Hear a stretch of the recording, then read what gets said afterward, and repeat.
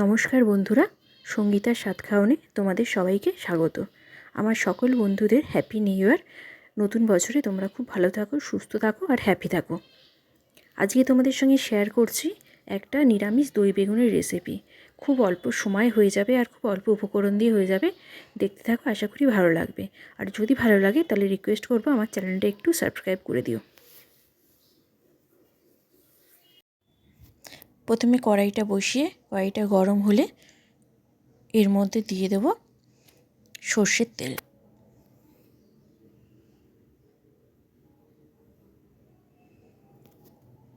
তেলটা খুব ভালো মতন গরম হওয়ার জন্য একটুখানি ওয়েট করব।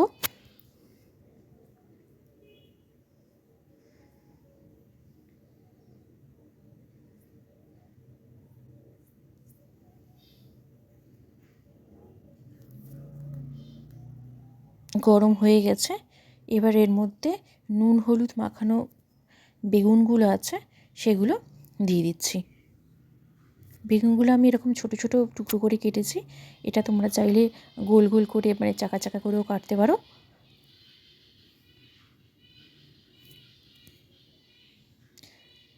আমি অনেকক্ষণ আগে মাখিয়ে রেখেছিলাম নুন হলুদটা, এতে বেগুনটা তেলটা একটু কম লাগে ভাজার সময়। দেখো খুব ভালো মতন ভেজে নেব বেগুনটা আমি।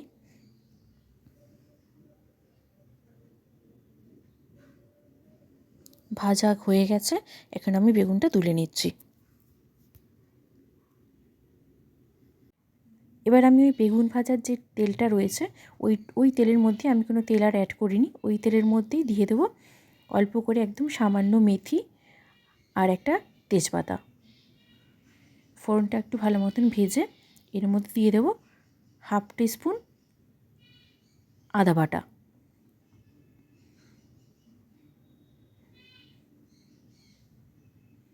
আদাটা দিয়ে ভালো মতন একটু তেলের মধ্যে নাড়াচাড়া করে, আমার মানে বেগুনের পরিমাণটা যেহেতু খুব কম ছিল তাই জন্য আমি মশলাটাও কমই দিয়েছি। তোমরা তোমাদের পরিমাণ মতন দিয়ে নিও। এবার এর মধ্যে দিয়ে দিলাম হাফ টিস্পুনের একটু বেশি ধনে গুঁড়ো। আবার একটু নাড়িয়ে চাড়িয়ে নিচ্ছি। এরপরে দিয়ে দেব হাফ টিস্পুনের একটু কম জিরে গুঁড়ো। এই রেসিপিটাতে জিরে গুঁড়োটা ধনে গুঁড়োর তুলনায় একটু কম লাগে। এরপর এর মধ্যে দিয়ে দেব একটু লঙ্কা গুঁড়ো।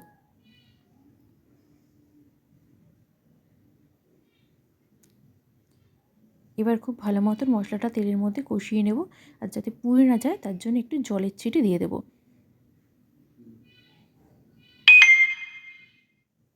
জলটা দিয়ে ভালো মতন মশলাটা কষিয়ে নিচ্ছে।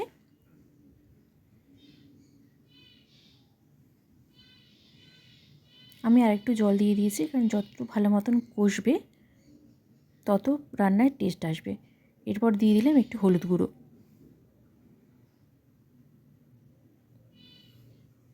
দিয়ে খুব ভালোভাবে কষিয়ে নিচ্ছি।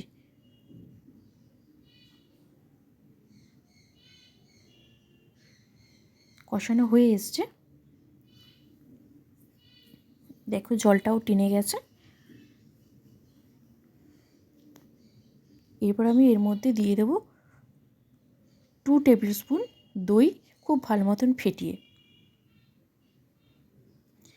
আর এই দইয়ের দেওয়ার সময় তোমাদের একটা টিপস বলছি। অনেক সময় দই কড়াইতে দেওয়ার পরে কেটে যায় কিংবা ফেটে যায়, তাই জন্য তোমরা দই যখন ফেটানোর সময় একটুখানি কর্নফ্লাওয়ার কিংবা ময়দা যদি মিশিয়ে ফেটাও তাহলে কিন্তু দইটা আর কাটবে না। দেখো খুব ভালো মতন আমি মিক্স করে নিয়েছি। আর আঁচটা এই সময় খুব কম রাখবো, নাহলে দই দিয়ে পুড়ে যাওয়ার সম্ভাবনা থাকে, তাই জন্য। এর মধ্যে দিয়ে দিলাম সামান্য চিনি, দিয়ে খুব ভালো মতন নাড়িয়ে নিচ্ছি একদম কম ফ্লেমে।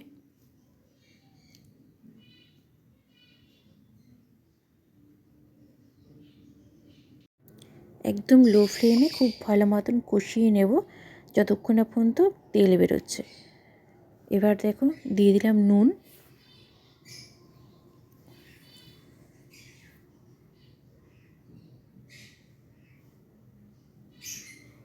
নুন দিয়ে ভালো মতন নাড়িয়ে চাড়িয়ে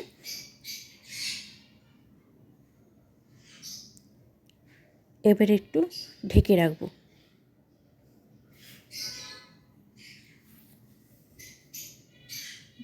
1-1.5 মিনিট বাদে ঢাকনাটা খুলে দেখো, কষানোটা একদম হয়ে এসছে। একদম দেখো তেল বেরিয়ে গেছে।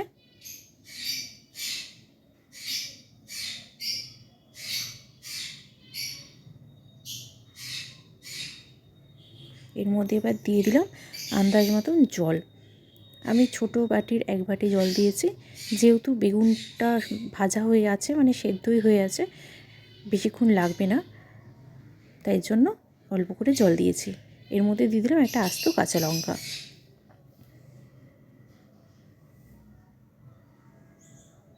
এই রেসিপিটা গরম ভাতের সাথে, রুটির সাথে, পরোটার সঙ্গে, সব কিছুর সঙ্গে খুব ভালো লাগে। তোমরা একবার ট্রাই করে দেখো, দেখে আমায় জানিও।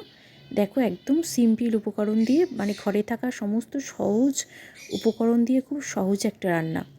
এবার দেখো বেগুনগুলো আমি দিয়ে দিলাম, দিয়ে নাড়িয়ে চাড়িয়ে আবার একটু কিছুক্ষণের জন্য ঢেকে রাখবো।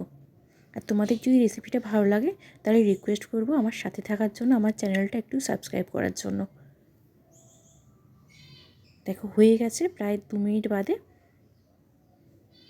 আর একবার নাড়িয়ে দিলাম। এরপর এর মধ্যে দিয়ে দিলাম গরম মশলা গুঁড়ো, দিয়ে গ্যাসটা অফ করে আমি ঢেকে রাখবো কিছুক্ষণের জন্য।